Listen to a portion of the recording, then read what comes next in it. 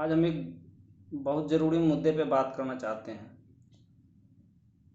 भोजपुरी में सिनेमा बनती है, गाने बनते हैं, फिल्मों के ट्रेलर कटते हैं।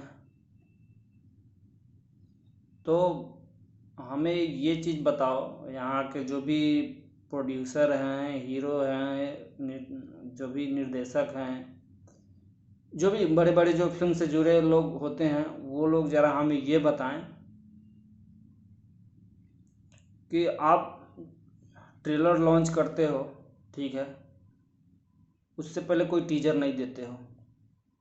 अगर टीजर देते भी हो तो उसमें ट्रेलर का ना तो डेट रहता है, ठीक है, चलो ठीक है, टीजर में कहीं भी कुछ नहीं बताता है, लेकिन आप जब ट्रेलर बनाते हो, फिल्म का ट्रेलर काटते हो, उसमें आप फिल्म का डेट क्यों नहीं देते हो? आपका प्लानिंग होना चाहिए ऐसा कि हाँ भाई, मैं अभी ट्रेलर रिलीज किया हूँ, उस पर एक निश्चित डेट होना चाहिए कि हाँ, इस डेट को मैं फिल्म रिलीज करूँगा।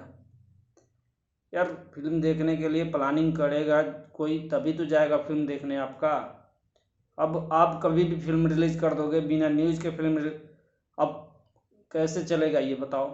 अगर मेरी बात आप बड़े बड़े जो भी फिल्म से जुड़े लोग हैं उन तक अगर पहुंच रही हो, भोजपुरी सिनेमा के से जुड़े लोगों के पास, तो इस पे अगर कोई ध्यान देने वाली बात है तो प्लीज़ ध्यान दीजिए यार।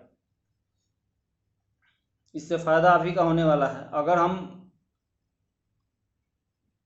एक जैसे बॉलीवुड में या फिर कहीं भी होता है कि हाँ, इस डेट को भाई फिल्म रिलीज होना है, तो पहले से क्रेज रहता है कि भाई फिल्म आने वाली है, इस डेट को हम देखने जाएंगे ही जाएंगे।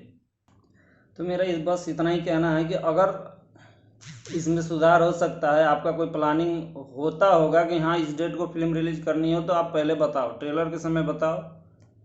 ये सबके लिए ज़्यादा बेटर रहेगा, आपके लिए भी और जो फिल्म देखने जा रहा है उसके लिए भी।